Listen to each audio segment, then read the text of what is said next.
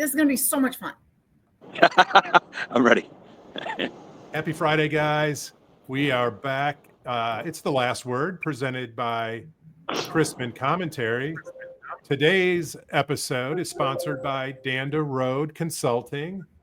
Danda Road, led by their desire to create impact, their mission is to drive strategic growth across the mortgage ecosystem, creating a future where digital efficiency, breakthrough innovation, and transformative impact converge. That's a mouthful. But, or talk about impact and impactful news today. There's all kinds of news relative to Danda Road and one of our co-hosts on The Last Word. This morning, Jodi Hall was named the new CEO and president of the Mortgage Collaborative, TMC.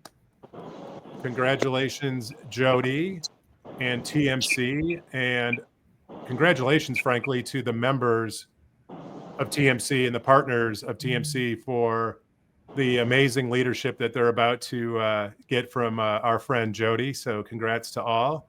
I know you two are both, we're all friends of Jodi, but you're also very, very much friends of TMC. So we're going to get into that in a second.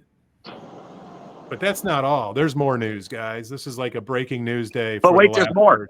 There's more.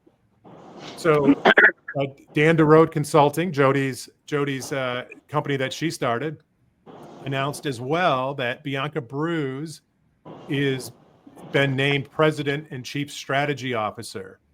So all the great things that have been going on at Danda Road are going to continue to go on, and there's even more great things in the works. By the way, I got a little sneak peek earlier, but just a huge news day on a Friday when we talking about what we heard Monday from Washington, D.C. And we're going to get into all of that, but I want to get your reaction first on. There's new presidents everywhere. 3 new presidents just announced.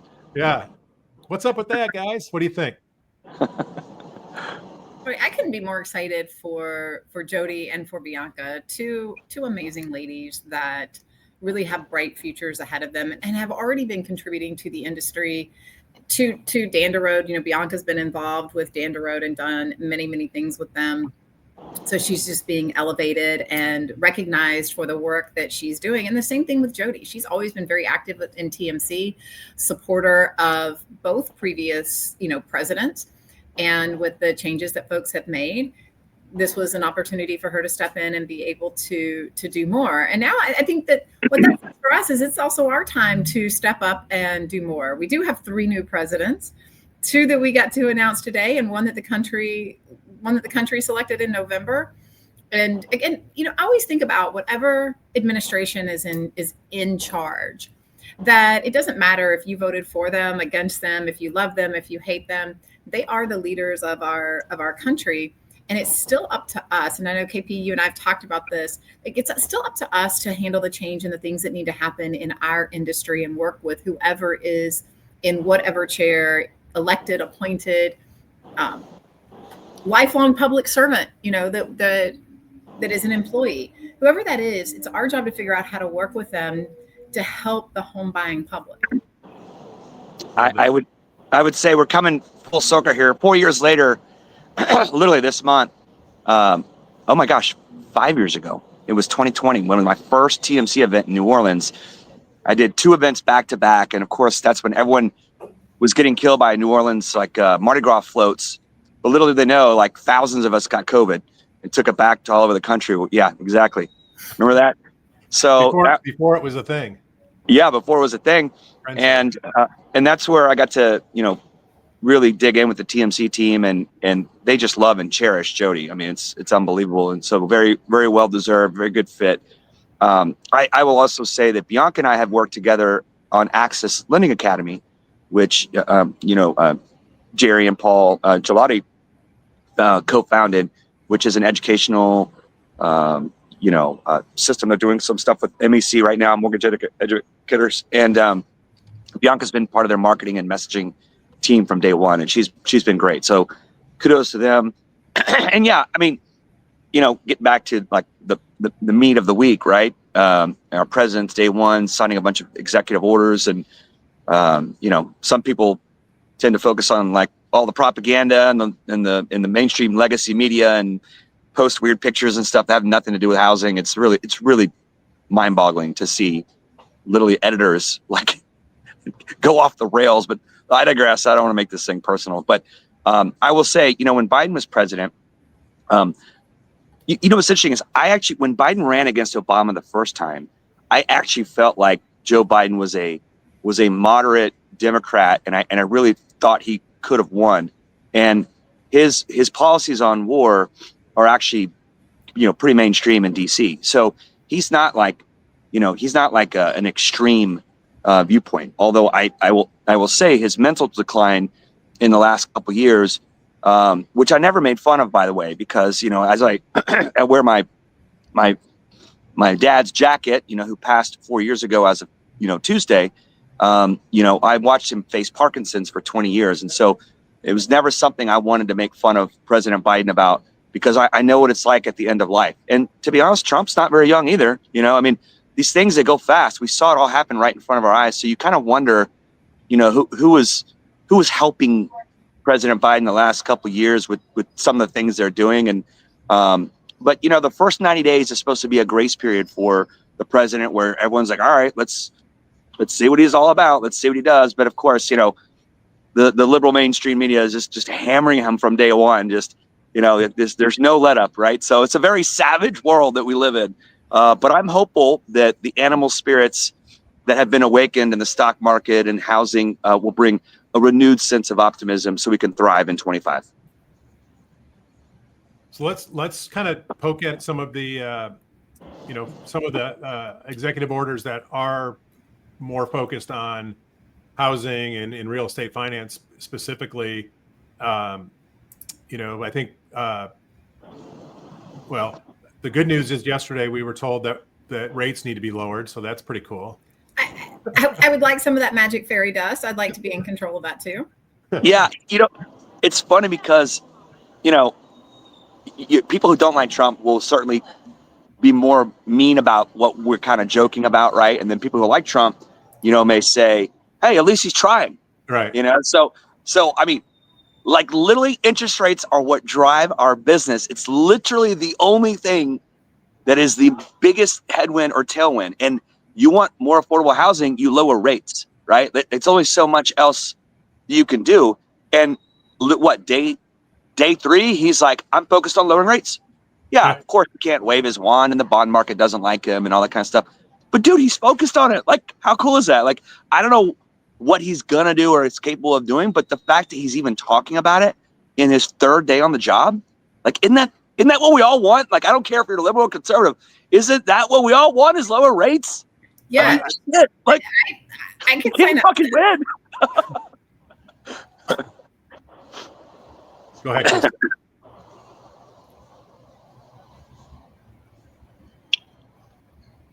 Is Christy talking? I don't know. You go, Christy. Oh, I was not talking. Oh, I was like, was that too much of a last word mic drop? We just like, who's not voting for lower rates right now? Right. What struck me with, yes, there was a flurry of activity, Monday evening into Tuesday, even into Wednesday and Thursday. What struck me was, how much housing and real estate has been in the discussion in this, first week, right? I can't remember, frankly, an administrative change where housing has been talked about as much as it has been, and there's got to be some encouragement there, encouraging thoughts for those in the industry, and hopefully it's kind of spills into the consumer sentiment a little bit.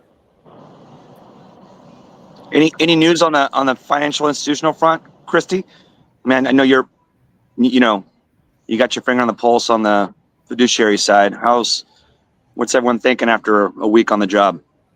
I don't know that I have my finger on that pulse yet, other than it's all over the place, maybe as volatile as the the stock market. Because what remains to be seen is what policies are we going to see that are actually meaningful, and who's going to be appointed.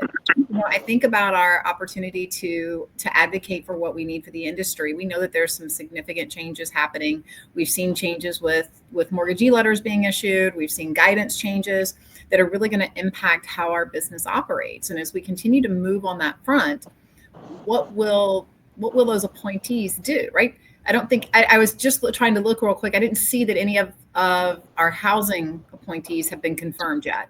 But we know we've seen some of the names, and then there's still others that have yet to be even named with who would be their picks.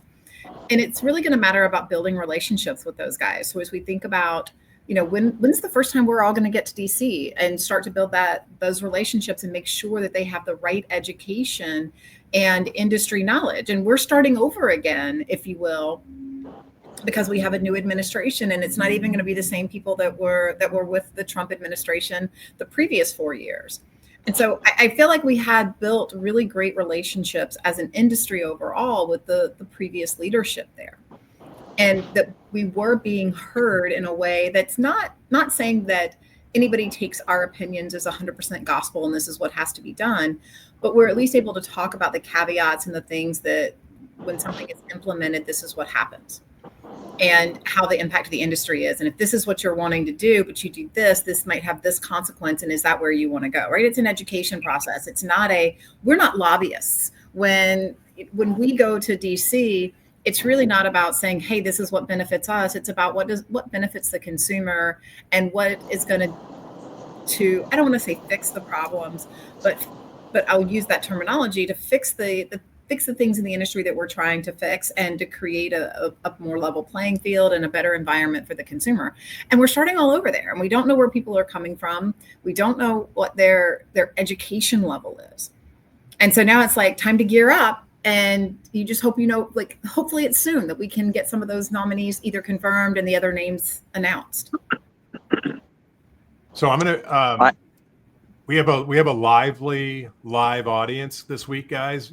Okay. Normally what happens is, and maybe it'll happen here too, but usually we have, a couple dozen, 3 dozen people that are joining us live at, 1 p.m. Eastern or 10 a.m. Pacific. And then usually it's 15 to 20 times that number of people kind of watch our show over the course of the weekend. So we're pushing 70 plus live. And so we've got a lot of comments and questions. I want to encourage our active live audience to stay active. So I'm going to kind of fire up some questions onto the screen. And, I tried to share with my audience today for the first time. So I don't know if that helped. So I tried to bump it out to my audience on LinkedIn, but then it started telling me like StreamYard was going to post on my behalf and my company's behalf and my profile and steal my data. I was like, yeah, no thanks. Ira, this is a great question. It comes up regularly. So for anybody that doesn't know, credit unions are tax exempt organizations. We're nonprofits, but that doesn't mean not for profit, if that makes a difference. We're not when I was at a for-profit company, I used to jokingly talk to people and say, hey, we are for profit. Don't forget that. Well, here we're not for profit. What we are is for members. And we look at, instead of, return on asset as a traditional thing, we look at return to membership. What are we giving back to each of our members in a way that is unique and meaningful to that member? So we're not a charity. We have to run a profitable business, but those profits actually go back to our members sometimes depending on the credit union, it's a direct check. And other times it's just, hey, we reduce fees and give you more things for free because we're valuing the community and we're valuing our members. So tax breaks, historically, if you look at the credit union movement, this comes up on a regular basis, is should credit unions continue to be tax exempt? Should they still fall in that category? The argument for that is absolutely yes, that the work that we do within the community and where those monies go are very impactful. And when you think about the K recovery that we had with COVID and what people are projecting to continue to be a K recovery as we move forward with inflation and other things, those that are less fortunate, I think the number is like 76% of Americans make less than $150,000 a year. 56% make less than the average income. And those folks are having a hard time. And credit unions were founded during the Depression to help the average everyday person. That's the reason that they're tax exempt. And that's the reason I think they should continue to be. KP, I'll let you take this one. This is right up your alley. We actually want a balanced economy with sufficient inventory and market-driven rates. Yep. Yeah. Thanks, John. Thanks yeah, appreciate that. I agree. It's interesting. I'm here in Fort Lauderdale. CoreLogic, this is their 4th year in a row. They have this executive roundtable, and we have a very captive audience with Fannie Mae and Freddie Mac, and so Chatham House rules, can't talk about everything, but I will tell you that it was fantastic. I mean, it's Selma Happ, their economists from CoreLogic give us a breakdown of the data, where everything's going, and I think the bottom line is that the Fed, bond traders, the smartest people on Wall Street, they don't know. No one knows. I mean, Christy, you brought up volatility, right, in the stock market, which, by the way, it's all-time highs today, right? So yes, it's volatile, but it's nice to touch to the highest it's ever been in the history of the history. But I can live with what's that? Yeah, volatility is tough. Like, it's a heartburn. Just throw your money in a CD with University of Federal Credit Union and Christy and call it a day. But it might not be your best bet. Put some money there and then put some in the stock market. But yes. Well, I'll just say that I do think that as more certainty comes to the market in all things, bond traders who are risk managers, like they ran the 10-year Treasury up to 480 because the risk of inflation. And then the CPI print came out, and it wasn't as bad as feared. It's the 2nd month in a row with either lowering or flat owner's equivalent rent. And the bond market rallied 20 basis points, like instantly, in a day or two. And so then day one, Trump's tariffs, you know what? We're going to put a study together and figure it out. Boom, another bond market rally. So again, the Fed doesn't know. We don't know. I don't know. We could all make guesses. The bond traders don't know. They're just risk managers, and they risk trillions of dollars. So they don't want to get caught offside. So I think we are still supply constrained. Rates are generally improving. The economy is generally seen as slowing down this year, with GDP slowing down and jobs softening. So we're just going to figure it out month by month. Exactly. Bill Pulte. We talked about Bill Pulte last week. Yeah, Joe may have tuned in late last week. By the way, guys, Joe Deline is like one of our most loyal show watchers. He's here every Friday. So yeah, we talked a little bit about Pulte. I think I threw out that his family's originally from Michigan.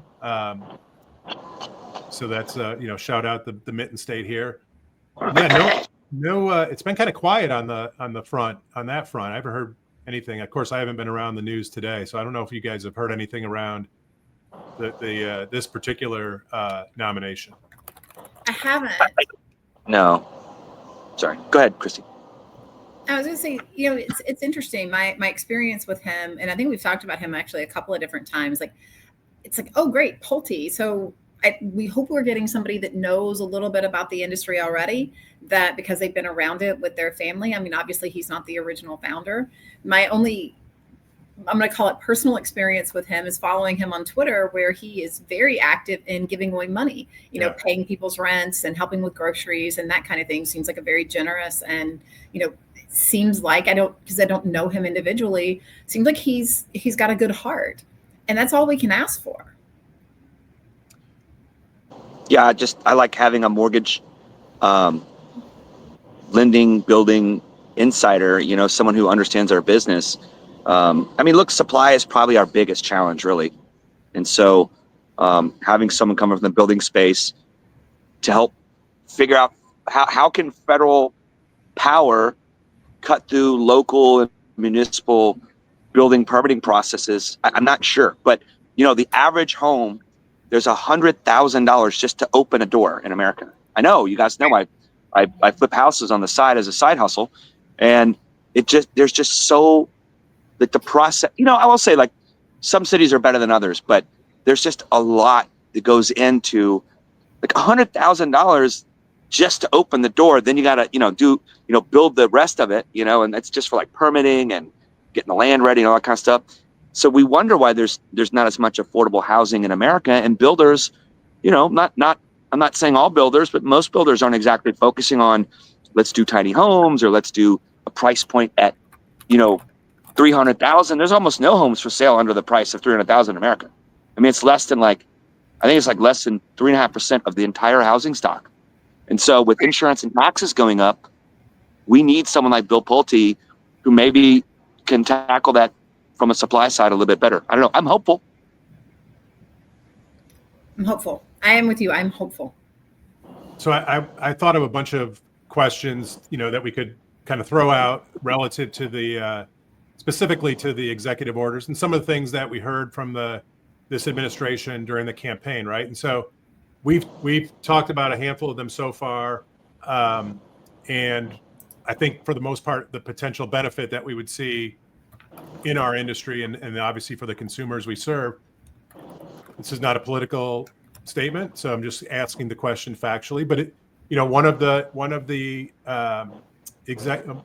multiple executive orders that were issued were centered around immigration, right? And so as we think about inventory specifically, might there be a downside impact on building new homes, depending on how far we go with some of these, immigration executive orders? So again, not a political statement.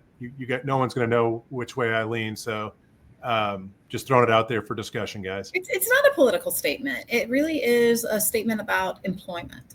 And if we believe that the employment numbers are true with where they are, and you look at the help wanted signs and the ability to hire folks, you have any decrease in population for whatever reasons, which kind of reminds me of the thing you see on Instagram that they tell military members, like when you go out in the world this weekend, don't add to the population, don't decrease from the population. So any decrease in population is going to have an impact on employment, and it's going to have an impact on our ability to build new housing stock. And we know right now, let's just talk about KP's world in California. We have, I haven't seen the most recent numbers, but let's call it 6,000 to 12,000 homes that no longer exist, and those folks need a place to live, and you're going to have to go into rebuilding, and you're going to need people that can come out and do that. And where are those people going to come from if we really have extremely low unemployment? Yeah, I will say, the Pacific Palisades and the Altadena fires, it's not just a bunch of rich people. I mean, there are working class people in those neighborhoods. There are people who live in those houses for 40, 50, 60 years. And California has a really good, like a law that like the taxes can't go up that much per year. I think it's like 3% max per year. So there's some people have been in a house that they could sell the land for $2 million and they're paying like $3,000 in taxes a year, So it's going to be obviously a problem getting through all the red tape. Maybe something happens there. My take on immigration and demographics is when you say immigration, you just say that, people like that word automatically gets people to go one way or the other. They dig in their heels on whatever their stance is. But the reality is our birth rate is not keeping up with our death rate in America. Even though people are living longer, people aren't having as many kids. And so population decline is what's ruining China. Their China One policy, where they were literally throwing baby girls off cliffs if they didn't have a boy. Now they have like 65% men, and their population is declining. Japan has gone through some population decline. And so it's crumbling those economies, and they have these problems. So immigration is a good thing for that regard. Like, I get it that, just having an open gate and saying, come on in, and then anyone comes through with no filter. I mean, come on, anyone who's reasonable doesn't want criminals here. Like, if there's a way to do it in an orderly fashion, we could, like, come on, bring your poor, you're tired, you're hungry. That's who we are as a country. So I will say that as it relates to being inflationary, I keep hearing, people say deportation is going to be inflationary because of the cost it takes to send, everybody back where they came from. But we all Trump did this in his first administration. I don't understand why people like have a short-term memory. He's just getting rid of the criminals. He's not going to ship out 11 million people. There are people that actually say that and believe that he's going to do that.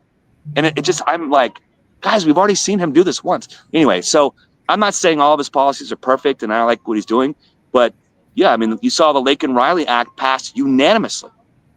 So if every single person in Congress can agree that someone coming from the other country committing crimes on our soil is not going to be tolerated, well, then I don't think anyone's going to have a problem sending the criminals back.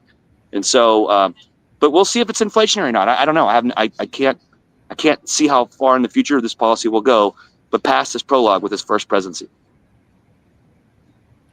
It's definitely going to be an interesting ride. I saw a question pop up in the chat. Brian, I don't know if you want to grab it. This one? Like, where do we see the targeting of these savings going towards lowering the costs of buying a home? I mean, this is a great question, George. And I wish that I had a crystal ball, but I think that we could talk about where we'd like to see these things go. You know, as you think about some of the policies that have been enacted in the past, when you throw money at it, if you just throw down payment assistance to it or something like that, that creates inflationary. It could be counterproductive to what we're doing. What we know is that we need more supply, and we need for costs not to go up as fast. We need to deal with some insurance costs, and because insurance is a huge thing. And if you think about one of the big reasons that insurance costs so much for many people, it's the age of their roofs. And so how do we look at that? Maybe there's things that we need to do to help people be able to afford to put new roofs on before they sell. You know, it would be hard to require every seller to do that or say that this is something that everybody can afford. Those are expensive. But if you can reduce the cost by making it more affordable to get a roof, like that would be an interesting and not necessarily previously done thing that we could look at and say, this could have some impact because it could help lower the cost of insurance and help make it more affordable to stay in a home. You know, in my little town of Garland, where I grew up in Dallas, which if you've ever seen King of the Hill, that's where I'm from. Definitely not too rich. And we had 2 fires happen within about 6 months of each other in our neighborhood, whether it was from like a lightning strike or whatever, and complete losses. I mean, you know, one of them was my good friend Doug Marshall and his sister Susan, and their whole house went up in flames. I mean, they saved some of it, right? And so the insurance companies came in and everybody in the neighborhood got a new roof. I mean, literally the insurance companies are like, we're going to get out in front of this. And so whether it's metal roofs or whatever the case may be in wildfire areas, using good CoreLogic data, you know, for insurance companies to try and get out in front of some of these things, moving vegetation, you know, away from the walls, you know, whatever the case may be. I could see a lot of changes like that. As it relates to George's question, what's up, George? We got George, Joe, and Ira. Man, we got a heavy lineup of questionnaires today. But I'll say that you know, insurance, title insurance is something that everyone talks about. You know, whether you can, you know, whether it's really feasible to use, you know, attorney opinion letter. I know Fannie is doing some stuff with DOMA. Appraisals are expensive. Fannie has expanded in DU12 that just rolled out. They're expanded 90% LTV, and you can still get a property inspection waiver. I mean, saving the cost of an appraisal is a big deal. I love to see that expanding guideline. They have some other cool stuff that they're working on, you know, and so you know, who knows what else, you know, maybe the LLPAs will get changed a little bit, you know, and have some revisions there. And you know, maybe get back a little bit back to more traditional, like if someone has a higher credit score, they're not going to default, so let's not hit them as much, right? You know, so you know, I don't know if I'm not advocating for that, but that's money in people's pockets. That's savings. But yeah, I think building on a local level is still the biggest problem. Now, I would agree. You think about how long it takes to build something out and what the cost of that is from the day you start dreaming about it till the day you actually get to do it. That can be very, very, very expensive. And, you know, Eric noted over here in the comments that, you know, in an area where the Tubbs and Nuns fires, that they lost over 5,000 homes and they're still trying to recover. So it's going to be a long recovery period. And looking at local zoning and permitting and how you can do these things can have a huge impact on cost. The National Association of Home Builders has been a huge advocate of reducing the regulatory burden in order to get houses on the ground.